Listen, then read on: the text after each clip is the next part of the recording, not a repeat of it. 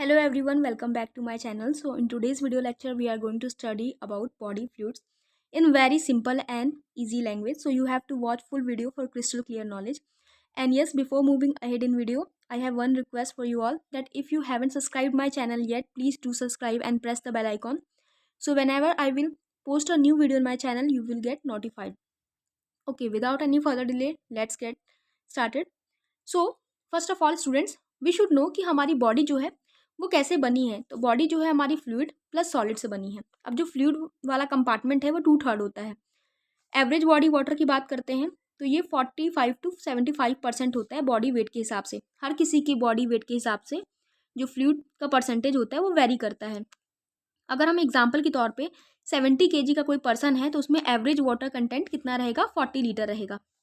Females और जो elderly mails होते हैं उनमें जनरली वाटर कंटेंट कम रहता है. क्यों होता है? क्योंकि उनमें एडिपोज टिश्यू का जो एक्यूमुलेशन होता है वो ज़्यादा होता है. फिर जो हमारे सेल होते हैं वो फ्लूइड मीडियम में रहते हैं, इसको इंटरनल इन्वायरमेंट कहते हैं. जैसे कि ये हमारा सेल है, ठीक है. तो जो सेल जिस मीडियम में रह रहा है उसको हम लोग क्या बोलते हैं, ECF बोलते हैं, यानी कि एक्स्ट्रा सेलुलर फ्लूइड. और ICF क्या होता है, इंट्रा सेलुलर फ्लूइड. उसके बाद फंक्शन क्या होता है हमारे बॉडी फ्लूइड्स का, तो ये होम्योस्टेसिस मेंटेन करते हैं, यानी कि इक्विलिब्रियम की स्थिति को मेंटेन करते हैं. कोई भी ट्रांसपोर्ट करना होता है उसमें हेल्प करते हैं, जैसे कि विटामिन्स, हार्मोन्स, एंजाइम्स, उनको ट्रांसपोर्ट में हेल्प करते हैं. कोई भी मेटाबॉलिक रिएक्शन जो है वो फ्लूइड मीडियम में टेक प्लेस करती है. हमारे टिश्यू का टेक्सचर मेंटेन करते हैं, टेम्परेचर को रेगुलेट करते हैं बॉडी फ्लूइड्स. अब कंपार्टमेंट ऑफ बॉडी फ्लूइड्स की बात करते हैं तो जो कंपार्टमेंट है बॉडी फ्लूइड का उसको डिवाइड किया गया है ICF में और ECF में. ICF जो है वो 22 लीटर यानी कि 55% होता है टोटल बॉडी वाटर का. और जो हमारा एक्स्ट्रा सेलुलर फ्लूइड है वो 18 लीटर यानी कि 45% होता है टोटल बॉडी वाटर का. इसको अगेन 5 कंपोनेंट में डिवाइड किया गया है: interstitial fluid and lymph, plasma जो बोन में हमारे फ्लूइड्स होते हैं, टिश्यू एंड कार्टिलेज में जो फ्लूइड्स पाए जाते हैं, और ट्रांस सेलुलर फ्लूइड्स जो होते हैं, जैसे कि हमारे साइनोवियल जॉइंट में जो फ्लूइड होते हैं, बोन्स में जो फ्लूइड होते हैं, हमारे आइज में जो फ्लूइड होते हैं, तो ये सारे हमारे ECF के अंदर आते हैं.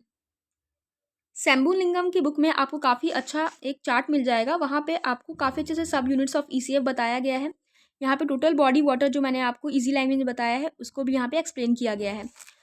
Then next part is organic substance and inorganic substance, क्योंकि सॉलिड से भी हमारी जो बॉडी है वो कंपोजिशन होती है.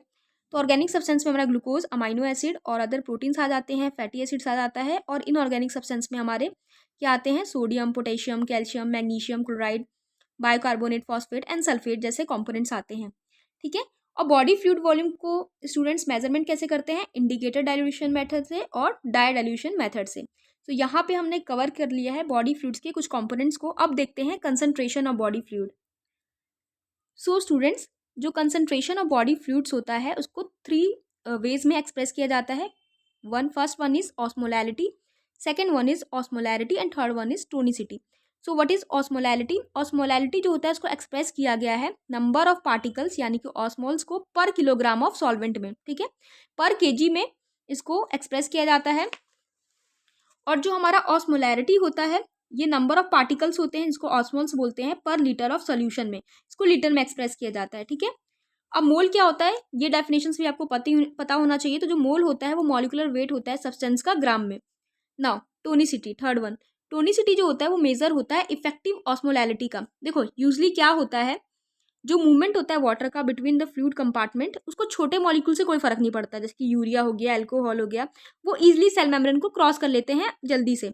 लेकिन जो हमारे लार्ज मॉलिक्यूल्स होते हैं जैसे कि सोडियम, ग्लूकोज, वो सेल मेम्ब्रेन को काफ़ी स्लोली क्रॉस करते हैं और उनका असर पड़ता है वाटर के मूवमेंट पे, ठीक है. तो इसलिए इनको इफेक्टिव ऑस्मोल्स बोलते हैं. और जिनके मूवमेंट से कोई फर्क ना पड़े उनको इनइफेक्टिव ऑस्मोल्स बोलते हैं.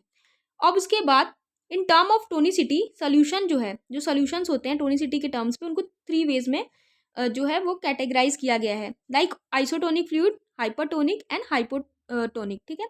अब आइसोटोनिक फ्लूइड क्या होता है स्टूडेंट्स, ये आइसोटोनिक फ्लूइड जो होता है वो इस तरीके का फ्लूइड होता है जिसमें जो ऑस्मोलैरिटी यानी कि जो टोनिसिटी होती है वो सेम होता है इसकी बॉडी फ्लूइड का टोनिसिटी है. एग्जाम्पल हो गया 0.9% of sodium chloride and solution जो नॉर्मल सलाइन होता है, और 5% ग्लूकोज का solution. When red blood cells या कोई भी अदर सेल्स को आप अगर आइसोटोनिक फ्लूइड में रखोगे तो उस सेल में ना ही वाटर गेन होगा ना ही लूज होगा, यानी कि एक इक्विलिब्रियम बन जाएगा। इस फिगर में देखिए यहाँ पे आइसोटोनिक सोल्यूशन में सेल पुट किया गया है, तो यहाँ पे ना वाटर गेन हुआ है ना लूज हुआ है। Second one is hypertonic fluid. ऐसा फ्लूइड जिसका ऑस्मोलैलिटी जो है वो ज़्यादा हो बॉडी फ्लूइड से, तो उसको हाइपरटोनिक फ्लूइड बोलते हैं।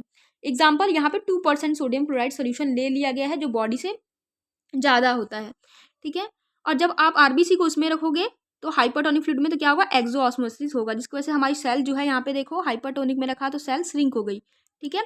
और जो हमारी हाइपोटोनिक फ्लूइड होती है, ऐसे फ्लूइड होते हैं जिसमें इफेक्टिव ऑस्मोलैलिटी जो होता है बॉडी फ्लूइड का वो कम होता है। एग्जाम्पल, यहाँ पे आपने सोडियम क्लोराइड सोल्यूशन काफ़ी कम लिया है 0.3% में।